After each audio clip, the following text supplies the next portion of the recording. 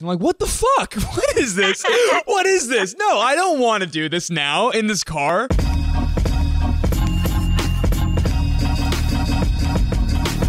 My name's Mohnish, and I'm your main host.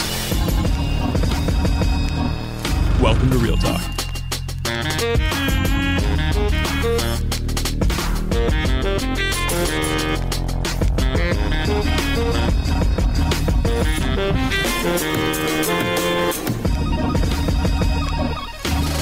Welcome to season 2. All right, so imagine this. I'm gonna make up a character. Let's call her Divya. She lives in a sibling wonderland of good relationships, where apparently there's birds, occasional fights, but all in all, she loves her sisters.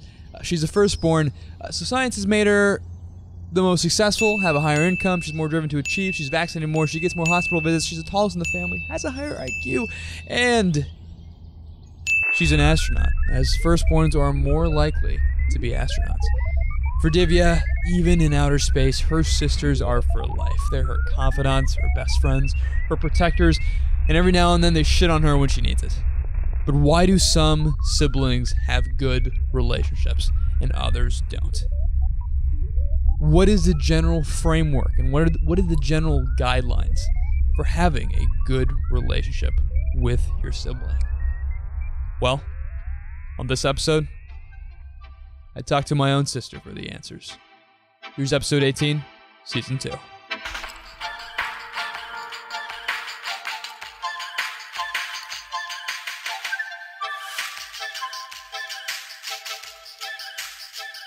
I have a question. What was I like growing up? What was I like? I don't want to learn about you. I just want to know what I was like when I was growing up. So. You were actually pretty awesome. You were a really, really great kid. And you were very thoughtful, which I think you continue to be as an adult. Thank you. Yeah, you were like my second mom. I remember like I thought you like I remember when I was growing up, that's how I like viewed you. I was like, oh yeah, she is sort of like, she tells me when I'm doing stupid stuff. And I've realized that especially because we've been so close, you have, there's just siblings in general have and especially you have a powerful ability to give insanely well-calibrated advice and like grill me. And I mean, dude, everything I do from like, this girl doesn't like me, to like, how do I email people? Do you remember when I would email, I was starting out working with authors, and every single email I would run by you. I mean, dude, how? Yeah. I was like, so Reishi, like, do I say sincerely or best, or do I say like, where my full name or my first name? Do you remember that? How insane was that?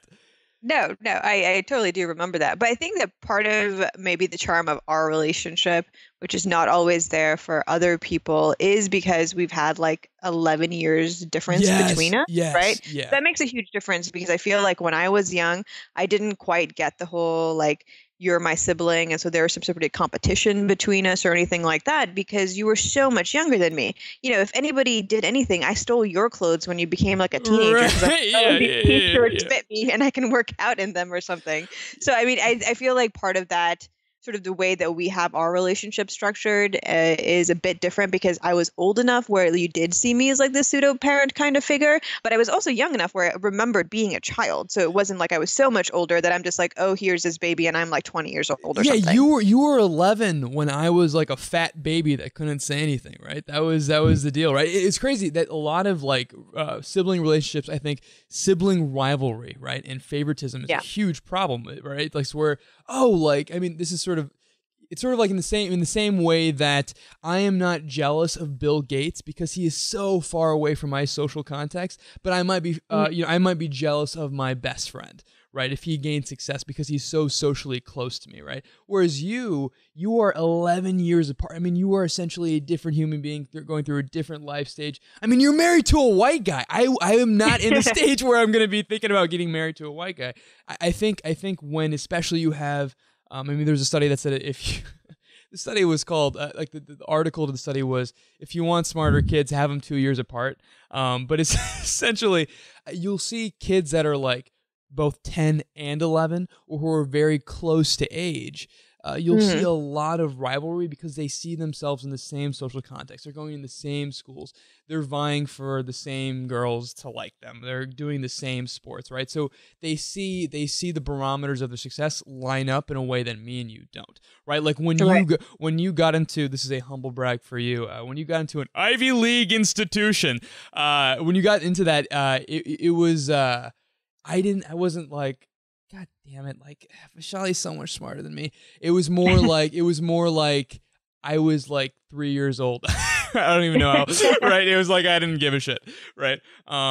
So yeah, I mean that's a huge thing, right? And it's, God, this is gonna be the worst podcast. People have bad sibling, like they're like, fuck these people. Okay, right? Well, okay, but here's the thing though. Like we, I think that as we grew up, we were definitely, had several years apart between us, which changed the dynamic from other siblings. So we didn't have the same sort of competition for the resources in school in terms of success, in terms of our parents' attention, right? So like I was in college and you got to grow up sort of a pseudo only child, just like I got to as a only child for the first 11 years of my life. So I mean, it definitely changed that dynamic from other people's relationships. But the other thing is, I feel like because we were older, but also because we sort of were much more, I don't know, open with each other about things. And, as far as like challenges and things like that, we were very open and transparent with each other. It was very easy for us to recognize that our relationship got better the more open and transparent we were with each other and the more we depended on each other rather than the other way around, right? Yeah. You were very open. you were the one that, it wasn't mom or dad that had the sex talk with me. It was my goddamn sister. I remember we were coming back from Temple. For context, Temple is basically Indian church, and we were coming back from Temple.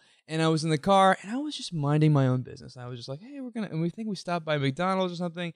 And then randomly, you have been dating this guy, his name is Tim, and you just made some casual remark because I was 16 at the time. You were just like, hey, but I don't know if I was 16, but I was pretty young, and we just never talked about this before. And I was just sitting minding my own business, and you're just like, hey, you know that me and Tim have sex? And I'm like, what the fuck? What is this? What is this? No, I don't want to do this now in this car right after Temple. But no, you've always been, you've always... you're making it sound like that's what I led off with. I'm totally throwing you under the bus. I'm totally throwing you under the bus. No. Here's the thing, though. You know what I actually first remembered? It was not that particular conversation. This was when we were really young. Probably, I want to say, like, I don't know, like 12 or 10 or something. You were young, okay? And I remember you asking me what a hickey was. Oh, Jesus. I don't remember this at all. This is crazy. I don't remember half the stuff you bring up sometimes. Well, it was a really like kind of like a particular moment that I remember because I remember feeling deeply, deeply uncomfortable when you asked. Yes. Out of the room, and I like had to compose myself because I'm like, that's a legitimate question. I can answer that without being uncomfortable, or at least I can answer that without making him feel uncomfortable. So I actually like purposely went back inside and was like, okay, this is what a hickey is, and sort of just like very generally explained that to you. And then you were cool about it, and it was fine, and it wasn't weird at all. But I really did actually have to purposefully you had to get out of the room, compose yourself. Yes. It was so weird, and I felt so like taken aback, and I'm just like, oh, this is an uncomfortable topic, and like who knows where this will lead one day conversation-wise, but I realized I was trying to frame the conversation that you were the weird one that brought up uncomfortable topics. You can't throw the ball back in my court. No, 10 to 15% of relationships, sibling relationships, are just so toxic and so terrible that you can't really, get them back together. Like, oh, Brent stole all my life savings and, punched my wife. Like, okay, your sibling is the worst. You can't really, right? But 85%, 80 to 85% at least, is estimated that they're either fixable or they're actually terrific, right? They're actually great relationships. And I think siblings, again, they have a unique lens into your life that other people don't, right? They can be your backbone, your counselor, your advisor, your confidant, your best friend, right? In a way that other people can't. I mean, they're literally there for your entire life, right? In a way that your spouse isn't, in a way that your parents won't be. and it's gonna be crazy, right? Like we're gonna be, I don't know, me and you when we're 80, we're gonna be on hoverboards, like just like on our Jetsons, with our like, we're gonna be doing that stuff, right? We're gonna be in like with our Terminator virtual reality helmets on and trying to like, yeah, it's gonna be crazy. And so I think really, it sounds so trite and cliche, but really valuing your sibling relationships and making an effort, and actually putting in the time, if they are not that great, is worth the time, because the openness, the fact that you're like my best friend is huge in my life. We are reciprocal in that sort of feeling toward each other. Yeah. But yeah. the difficulty is that if I felt this way towards you, but then you didn't feel that way toward me, that's really, really hard. And yeah. The situation for a lot of siblings is that even if you are willing to be open and honest and vulnerable with your sibling, if your sibling is not willing to, one, reciprocate, or two, take care of that, like kind of be careful with that kind of like openness, that can be really, really hard. And that's something that I've seen in others that I've always, been really glad hasn't applied to us, but I can see why it's so hard. I can't imagine if I was like, Vysali, I need email advice, and you're like, fuck off. Like, okay, how do I deal with that? Like, how do I do that, right? Even when we do get into conflict, it's not just getting into conflict, right? Like actually siblings get into conflict a lot, right? Which is not the bad thing. It's not the amount of conflict they get into, it's the way they handle that conflict, right? That's the big thing. And I feel like every time we get mad at each other, we do a pretty good job of just kind of addressing both parties, and right? Am I wrong here? Yeah. No, I think so. I think that's true. I think that we do a good job of sort of addressing everyone's concerns, yours and mine's. I think that the other thing that maybe we do is that we do a good job of listening to the other person. And I think that's actually something that's particularly interesting, because I realize that I have certain bad habits when it comes to fighting, certain ways that I fight that aren't necessarily the healthiest or the best in relationships. And that is manifested in, sometimes to other family members, sometimes to my husband, things like that. Sometimes you'll light the house on fire. Yeah, absolutely. Exactly. Totally. Exactly. Things that you do when you get mad, right? But I feel that generally speaking, with you, it's easier for me to not kind of get into those sorts of spaces. And I think that's because we have a particular kind of relationship where I have always, wanted to make sure that I didn't inadvertently or inappropriately hurt your feelings because you were my baby brother and I had to take care of you, right? Mm-hmm. And I think that sort of layer of like that you are my baby brother and I will always take care of you, that kind of layer has prevented me to some degree from being a total ass to you. The only thing that made you not an ass to me is that I'm your baby brother. If that was not the case, you'd be totally mean to me for sure. Exactly. That was basically the only thing that prevented But no, I mean, but seriously, like I think that has sort of helped in our relationship as well, and I imagine sort of that's probably similar for you as well, because you must fight a little bit differently with other people. So sometimes I think it's also just a function of that individual, right? So it's not just like, oh, I'm the greatest person in terms of the way that I resolve conflict. I resolve conflict generally well, and I resolve conflict particularly well with you. Yeah. You are one of the people that's really good with understanding conflict. I think I remember I remember there was a book on conflict that I remember seeing at the house, and I'm like, what the hell is this doing here? And I'm like, oh, Vysali, Vaishi, as I would call you. Dude, when I remember when we watched Spider-Man 3. Spider-Man 3, and we were driving. I don't think it was back from Spider-Man 3, but it was like maybe a week later. And just for context, I loved Spider-Man when I was growing up. Like I was obsessed. I had like 300 comic books. I would, You to be obsessed, but go on. Yeah. And I think we were talking about Spider-Man 3. I'm pretty sure you withheld your true opinion of the movie because on the car ride home, like I was talking about how awesome it was, and you were like, Mohnish, I don't think the plot is, that great, and I think it's, blah, blah, blah. And then you started just, criticizing this movie that I loved and this character that was like my whole life. And I remember you just kept on criticizing the movie, and I'm sure you were just engaging in like fair conversation, but it felt like you were criticizing everything I stood for and believed. And I was like, what is she doing? And then you just kept on going. And then I'm like, then I think you said something to the effect of like, yeah, the plot isn't very good. And then I'm just like, I didn't say anything for like 2 seconds. I'm like, well, you're stupid. That's all I said. And I remember you got like, you were like, Mohnish, you can't say that. Like, it was a very big deal. And I felt so bad about it. And after that happened, I think maybe a couple minutes. Again, I could be completely remembering it, because especially these older memories, it's hard to remember exactly. But like a couple minutes later, I was just feeling so terrible, and I was like, "Oh, I'm sorry. I apologize. You're not stupid. You're like actually kind of smart." And right. But it was, I don't know. There never felt like there was me holding grudges, even when I did. Call you stupid for criticizing one of my favorite movies when I was growing up. It went pretty well, and I think it's not conflict that's bad, right? You'll see the research. It's actually very common for a lot of conflict to happen. It's handling conflict badly that's bad. Yeah. Well, so to give an example of a terrible moment in our shared history, you used to be afraid of spiders. And so I, in my brilliance, deciding that you merely needed to be exposed to them to get over your fear of spiders. Extreme cognitive behavioral therapy, by the way. Right. And which, I believe does actually work. Exposure therapy is a real thing. But having said that, I decided to take your very young self down to the basement, which is unfinished and has cobwebs everywhere. And then you just start sobbing, and I'm just like, stand here, face the spiders. Just wouldn't let you go upstairs.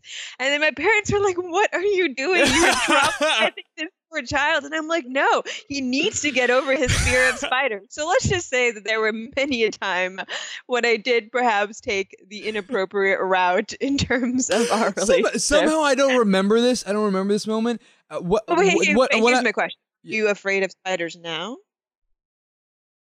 Did I hear you on that day when you were a young child? Don't try to take credit, okay, for me getting over my fear of spiders. How dare you, okay? Don't try to like make this your win moment, okay?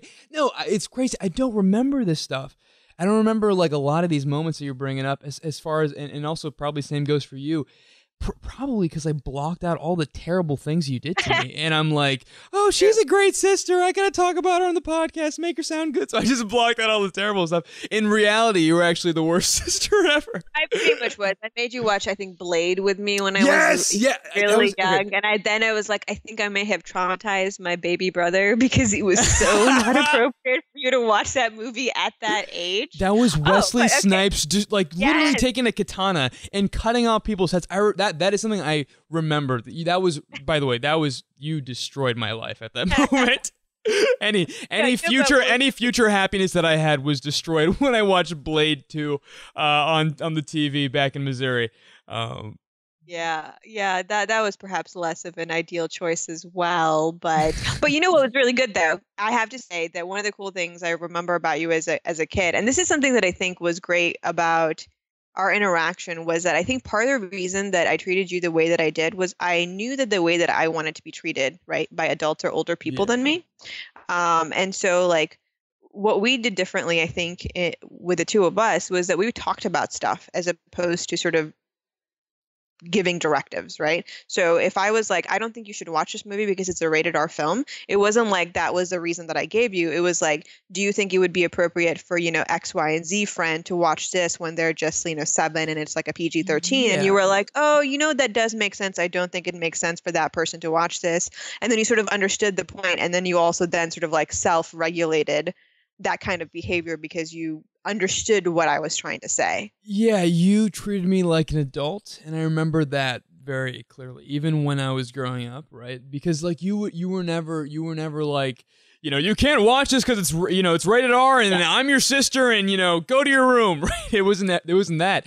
It was always like, look, Wesley Snipes, he stabbed someone in the face, and would you want, your buddy Freddie to see someone being stabbed in the face? And I'd be like, no, that's not cool.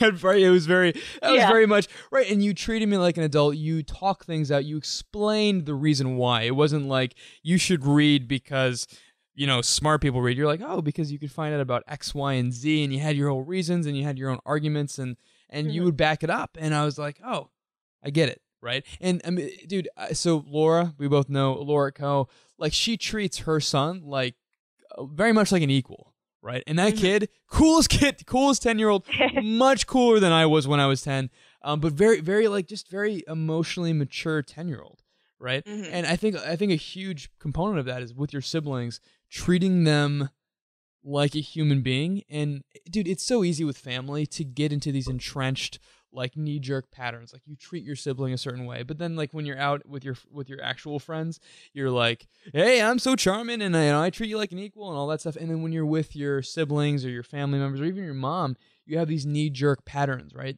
You treat them a certain way. You snipe at them in certain ways that you wouldn't probably do to other people. And I think a good thing to do is just put a friend lens over your siblings if you are having trouble with your siblings, right? And just kind of, think, okay, how would I treat, my buddy Freddie, right? How would I treat my buddy Freddie? Would I say this to him? Would I like make fun of the fact that he has a huge nose all the time, right? In the way that I do to my sibling.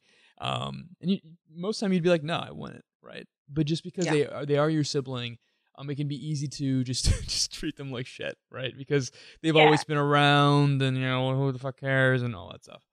Well, it's also not only that they've always been around. I think it's also sort of the sense that they're never going to go away, right? That's the luck of siblings or the luck of family is that you can be like, hey, I can treat you like shit, and you are always just going to be my mom and dad, and you're always going to be my brother or sister, and you're always just going to be around.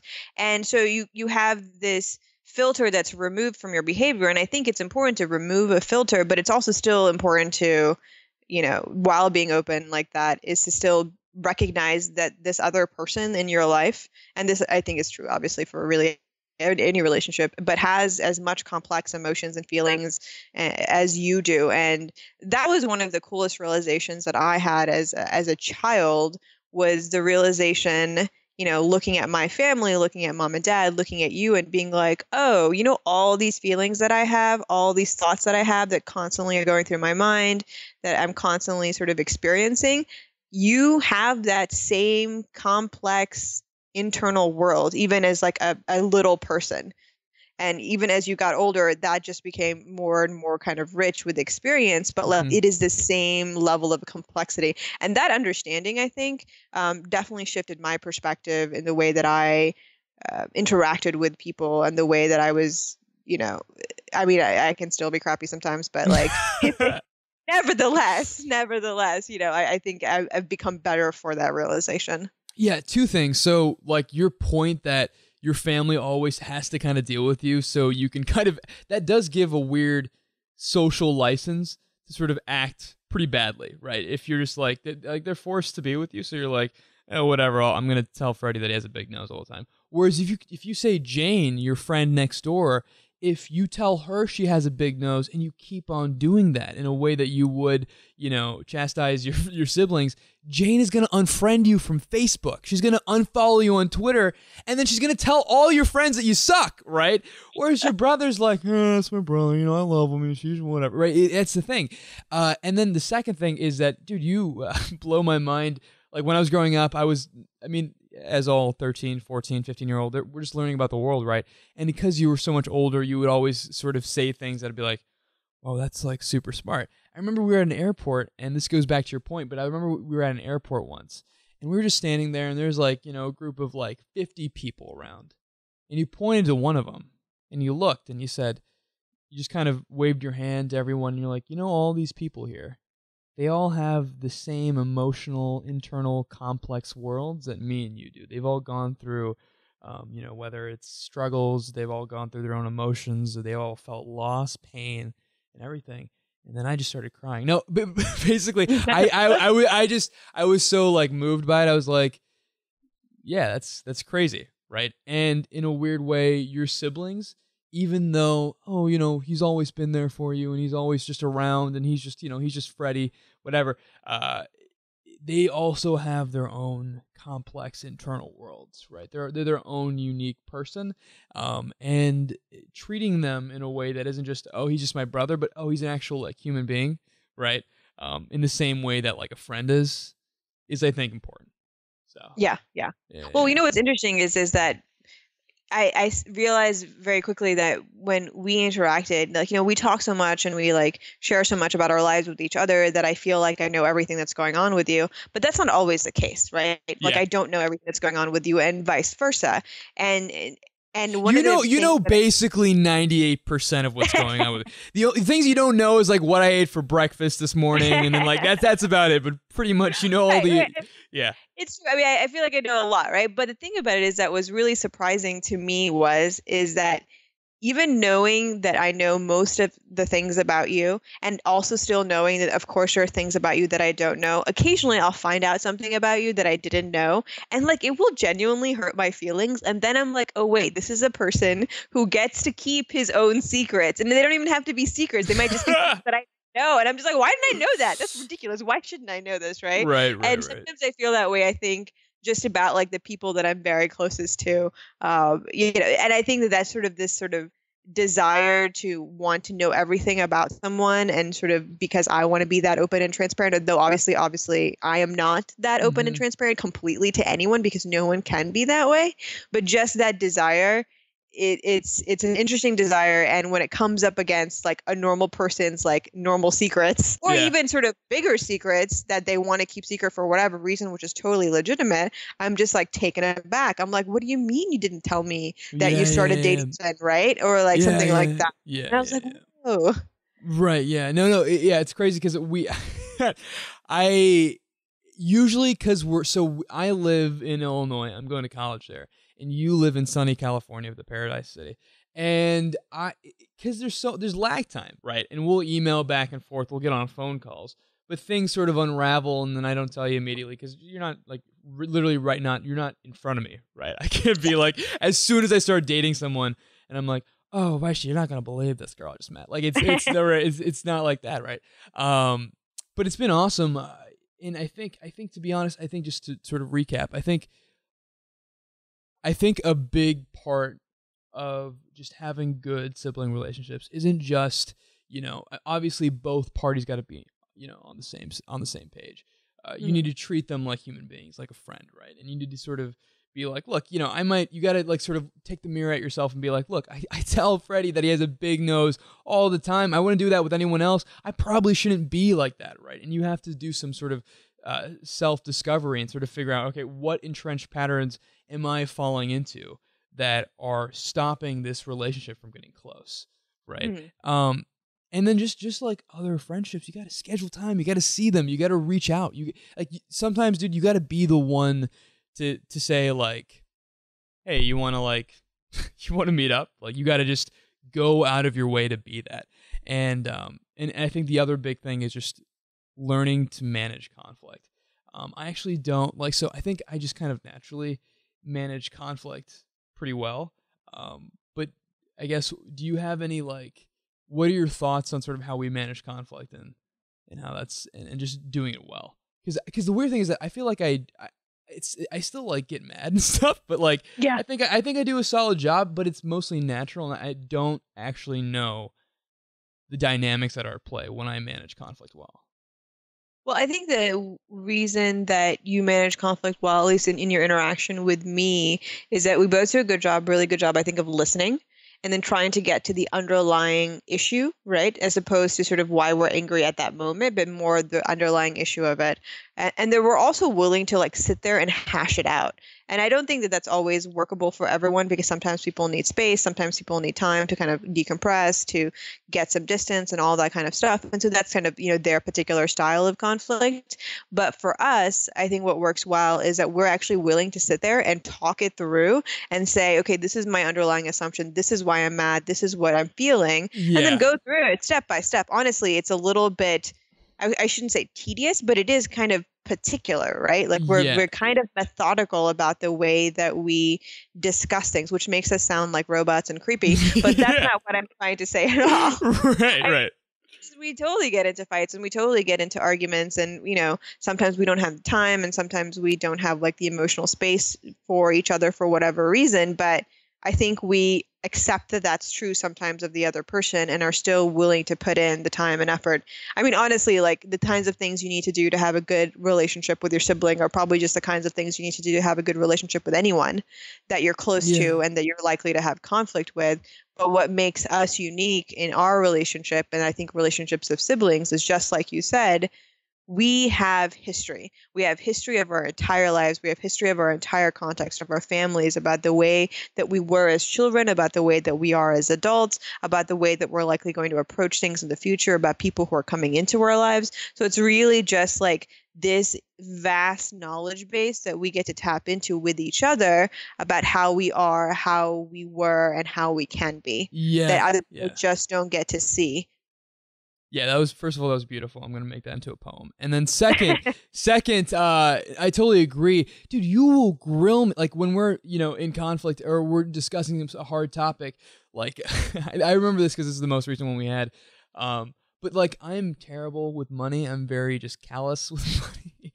And you smoked me like a salmon on the phone. I was like, I think we started out with a normal conversation. We somehow like did a dive into the money topic, and then you were just grilling me, and you're like, dude, you need to get some money skills. Essentially, what I remember from that conversation was you being like, Mohnish, you suck at money. You need to figure it out. Like it's gonna hit you like a brick, right?